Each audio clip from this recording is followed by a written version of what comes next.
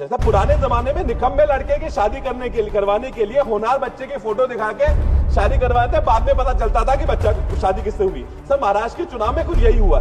Election के पहले एकनाथ शिंदे जी का चेहरा दिखा के रिजल्ट ले लिए, जीत गए, जीत के बाद कोई और ही घोड़ी चढ़ गया। ये ऐसा हुआ कि मैन ऑफ द मैच को इन्होंने 12th मैन बना दिया और 12th मैन आप कैप्टन बन के सरकार चला रहा। पिछले 10 सालों में मेरे सांगली या पश्चिम महाराष्ट्र का नाम एक बार भी लेने का रिकॉर्ड अर्थ मंत्री जी ने कायम रखा है। सर मराठी में एक कहावत है, बाप तर दाखो नहीं तो श्राद्ध तर घाल। सर सांगली जैसे शहरों में स्मार्ट सिटी का इंक्लूजन करना, महाराष्ट्र में नए एयरपोर्ट्स का निर्माण करना, एआईबीपी पीएमजीएसवाई में सिंचाई के लिए पैसा देना। सर और कितना बोझ डालोगे मिडिल क्लास? किसानों का कर्जा माफ करने का बीजेपी ने चुनाव के पहले घोषणा तो कर दी। सर लोग कर्जा चुकाने की स्थिति में नहीं है। सर महाराष्ट्र की इस वजह से ग्रामीण व्यवस्था पूरी वेंटिलेटर पर चली गई है। कोई कर्ज नहीं भर रहा है, कर्ज मिल भी नहीं रहा। विशाल पाटिल जी। बजट 25-26 से बोलने के अवसर के लिए धन्यवाद सर। अर्थमंत्री जी को उनके रिकॉर्ड 8वें बजट के पेश करने की उपलब्धि पर भी बहुत बहुत बधाइयां। While we welcome the few positive announcements, I regretfully state that for a record 5 budgets in a row, they failed to mention the state of Maharashtra in the budget speech. आखिर में नासिक का उल्लेख किया था 2021 में जब मेट्रो की घोषणा की थी, लेकिन पिछले 10 सालों में मेरे सांगली या पश्चिम महाराष्ट्र का नाम एक बार भी लेने का रिकॉर्ड अर्थ मंत्री जी ने कायम रखा है। सर देश के जीवीए का जो ग्रॉस वैल्यू एडिशन होता है, उसके जीवीए का 1/4 हिस्सा 24% contribution comes from Maharashtra. So I have already said that Maharashtra contributes 37% to tax, 14% to the GDP. So GVA is apparently many people say better economic figure. तो sir 37% contribute करता है, सिर्फ 6% महाराष्ट्र को वापस मिलता है। सर लोगों को अपेक्षा थी, हाल ही में वहां महाराष्ट्र में इन्होंने सरकार बनाई है। पिछले साल लोकसभा में वोट ना मिले, इसलिए शायद पिछले साल बजट में कुछ दिया नहीं था, लेकिन इस चुनाव में इस बार हाई स्ट्राइक रेट से 132 विधायक भाजपा को महाराष्ट्र की जनता ने दी है।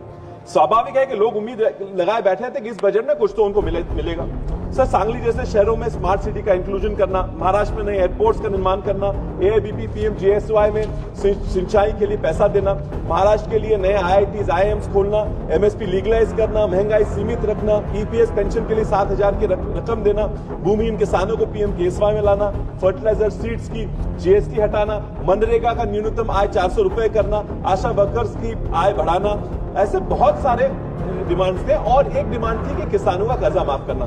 किसानों का कर्जा माफ करने का बीजेपी ने चुनाव के पहले घोषणा तो कर दी।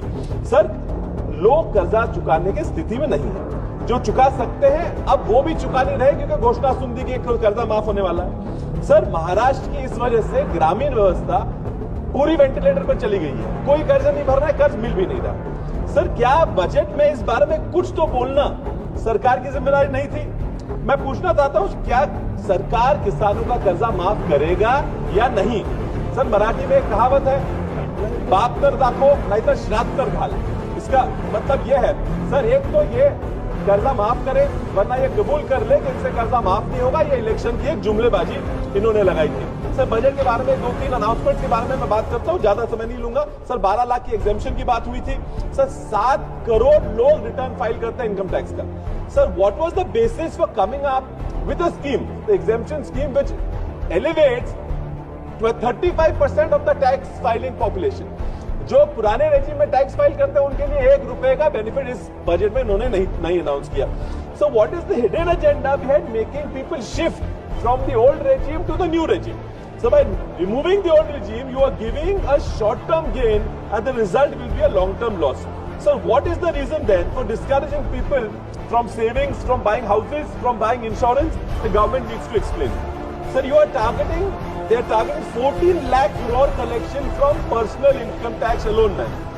Sir, therefore they are proposing to collect 35% more tax from individuals, then they're proposing to collect from the entire corporate world. सारे अडानी, अंबानी, रिलायंस, बिरला सब मिला के लोगों से 35% ज्यादा इनकम टैक्स कलेक्ट कर रहे हैं। Sir the personal income tax they expecting is 25% higher than the entire GST collection of India.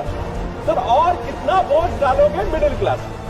Sir मैं दूसरी बात में कल अनाउंस किया था 3 लाख से 5 लाख इंटरेस्ट सब्सिडी बढ़ाई है खेती के किसानों के कर्जों के लिए। आप read to the entire budget, कहीं भी इसका एडिशनल प्रोविजन नहीं दिख रहा।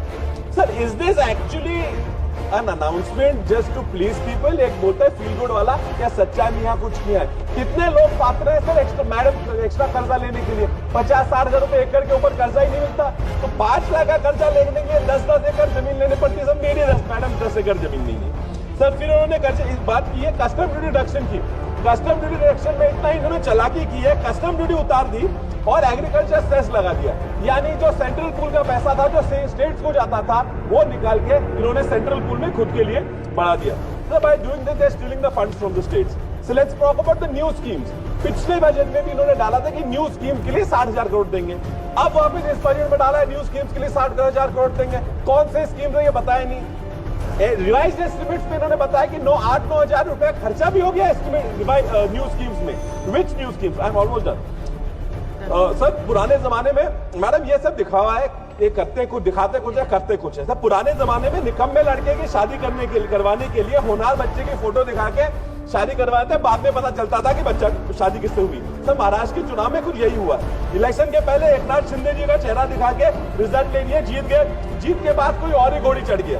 ये ऐसा हुआ कि मैन ऑफ द मैच को इन्होंने 12th मैन बना दिया और 12th मैन अब कैप्टन बन के सरकार चला रहा है। Sir, the provision for education is not enough. I just want to talk about women empowerment for a moment because the nation talks about women empowerment.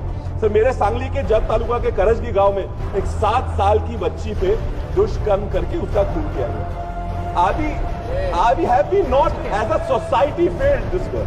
Have we all not failed? Where is the provision for security? Karan, there is so much more I want to talk about, but I understand and I'll allow. And thank you so much.